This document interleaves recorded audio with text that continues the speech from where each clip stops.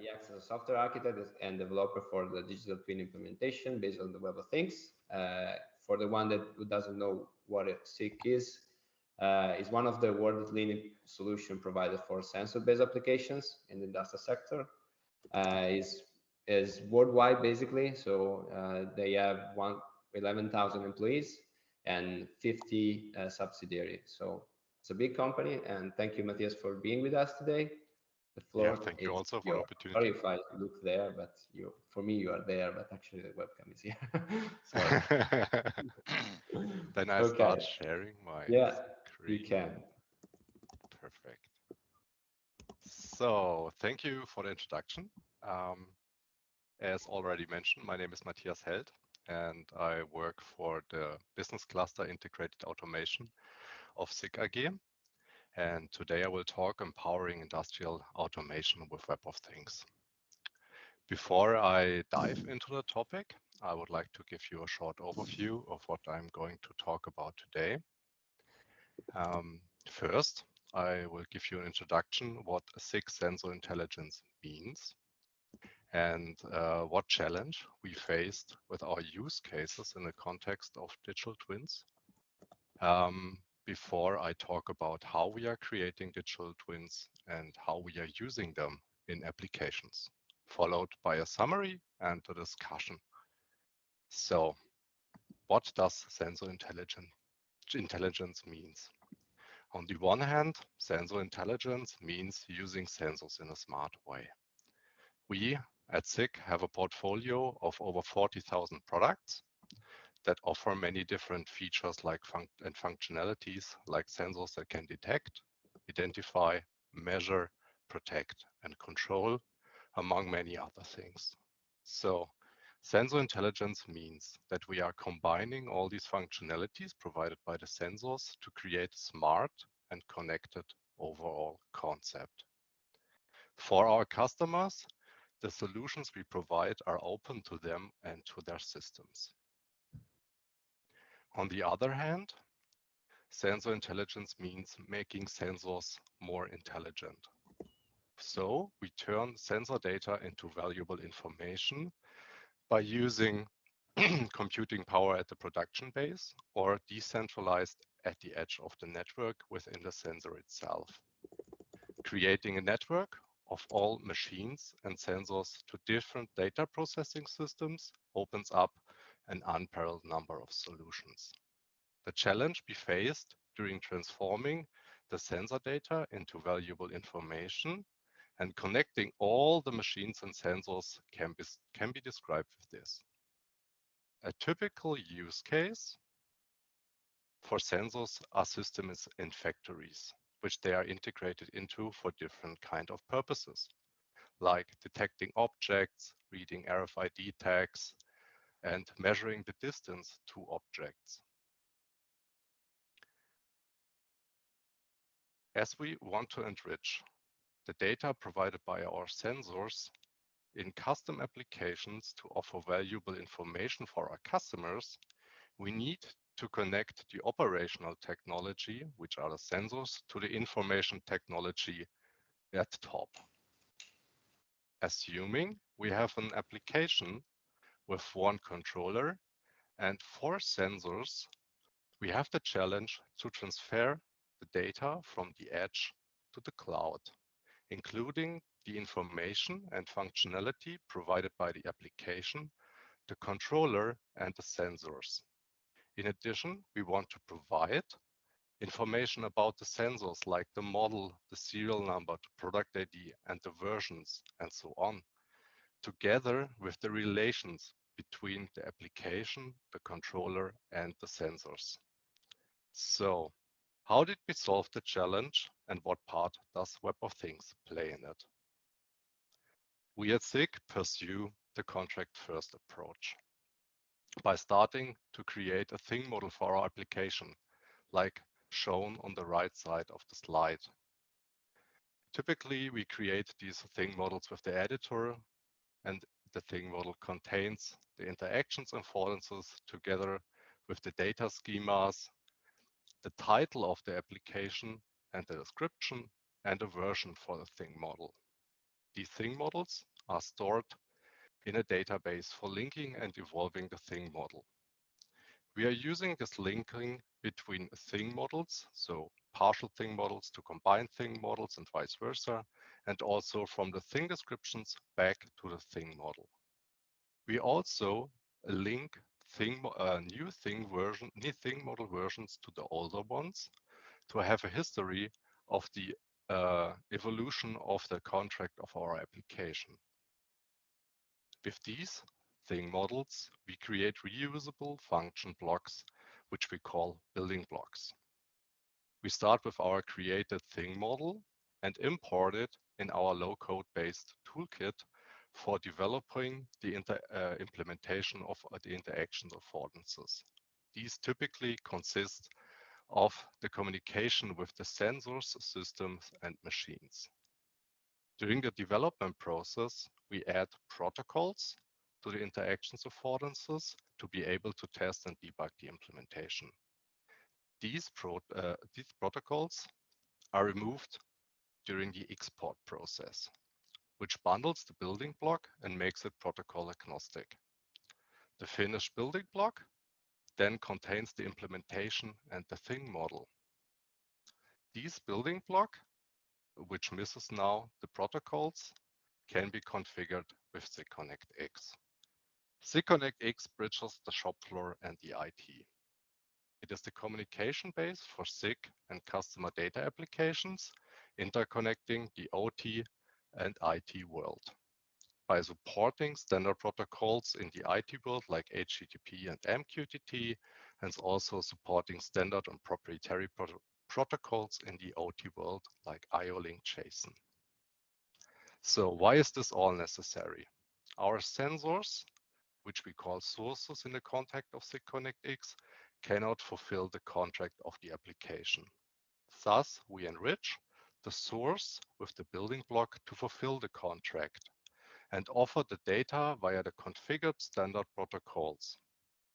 As we can see in the image on the left side, where we have an example application which uses the demo device as source and the building block, which is also called example application, is configured with HTTP and MQTT. With this building block and the configured protocols, we are able to generate the thing descriptions for our application. As I described in the beginning, our application consists of one controller and 4 sensors. Therefore, we generate multiple thing descriptions that describe the relation between the application, the controller, and the sensors. The thing description of the application is the entry point to our hierarchy, with the thing description of the controller as a child and the thing descriptions of our sensors are the childs of the controller. These relations are represented in the thing descriptions as links using collection and item as relation type. We also add the security definitions of our things to the thing descriptions. In this example, it's a barrel security. In addition to that, we add semantic annotations with information about the physical devices behind the things, with the version of the physical devices, the serial number, the model, the product number, and the product ID. Moreover, we add the forms to the interactions affordances with the endpoints of the properties, events, and actions. We faced one challenge defining our thing descriptions. That was finding a suitable schema for our semantic annotations. Currently, we are using schema.org to provide all the information about the physical devices behind the things.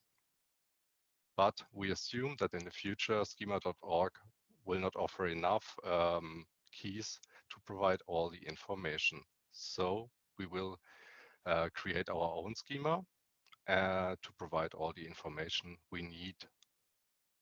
With these things on the edge side, we are able to bring our sensor data to the cloud. For this, we are using SIG Live Connect.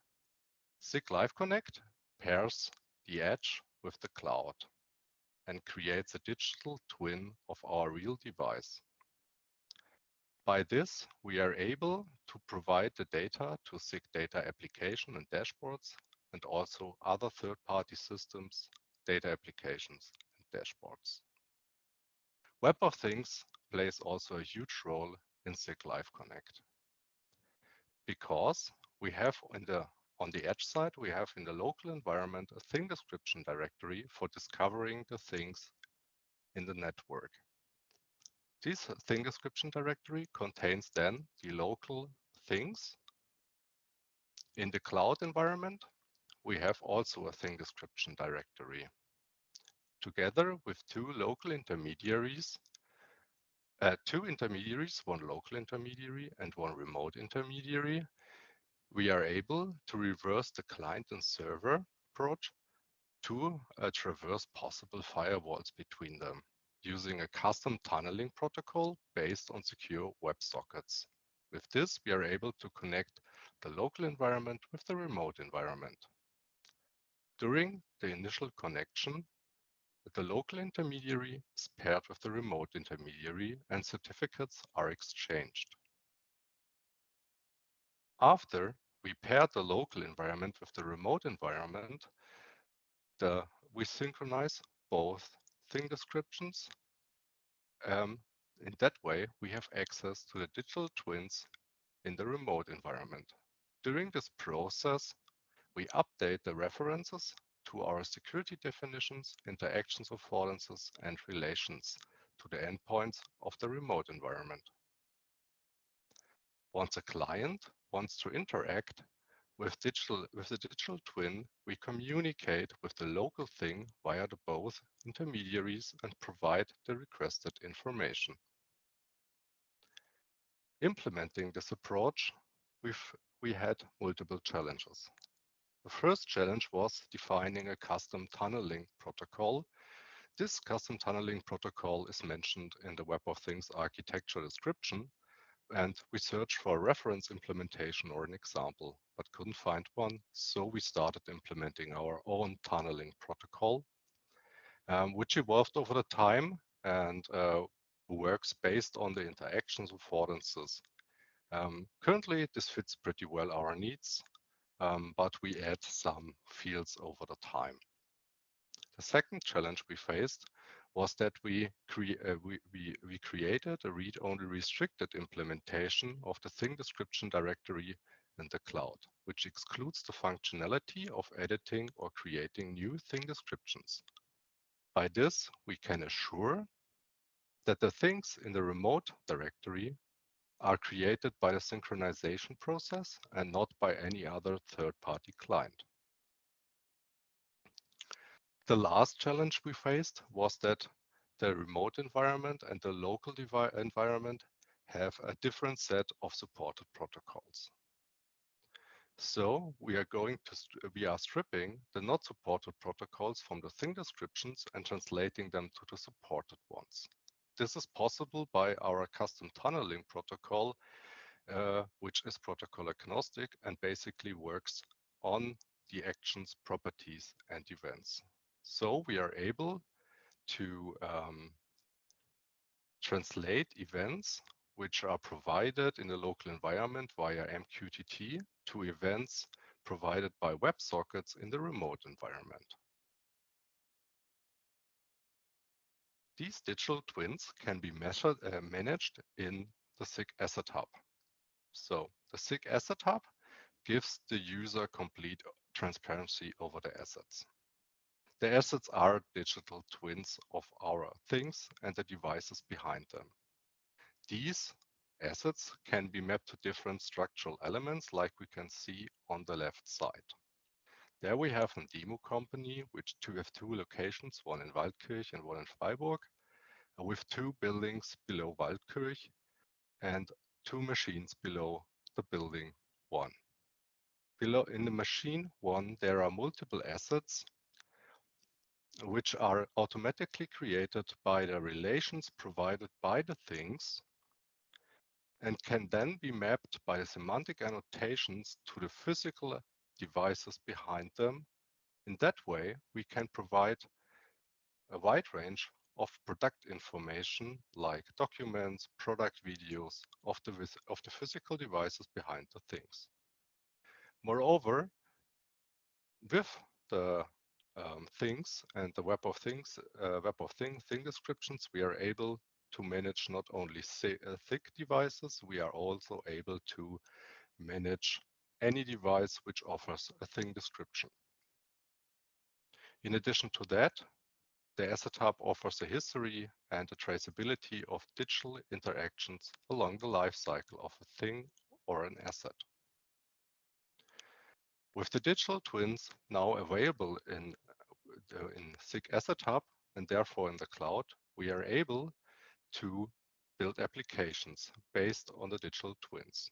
Some examples for applications are the SIG Dynamic Data Display, which allows the user to build custom dashboards to see the data and visualize them. The second example is Monitoring Box.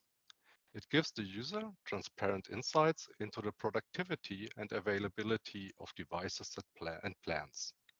In addition to that, it gives the user intelligent predictions based on application and sensor-specific analysis together with the possibility to optimize the alignment of the operating parameters and application settings. These both applications are directly connected to the digital twins provided by SIG Asset Hub. The third example, the SIG Augmented Reality Assistant, is connected to the things provided by SIG Connect X on the edge. It is a software ecosystem which gathers the data and merges it with the camera picture of a mobile device, so the user can see the device data from the sensor's perspective projected into the real environment. So, to summarize, we created valuable information by implementing the application contract in a building block and configuring it with a source and the protocols in SIG Connect X, enabling us to offer a Web of Things based interface. This interface is then used in SIG Live Connect to create digital twins in the cloud using Web of Things and the architecture behind it. These digital twins can then be managed in the SIG Asset Hub together with the additional information of the things and the physical devices behind them. These digital twins then can be consumed in applications like I showed before, the SIG data applications and dashboards, and also in third-party systems and data applications. With this approach, we are able to offer the valuable information of interconnected sensors, systems, and machines instead of the raw data to our customers in an open and adaptable way. So thank you very much. And I think we can hop to the interesting part, the discussion.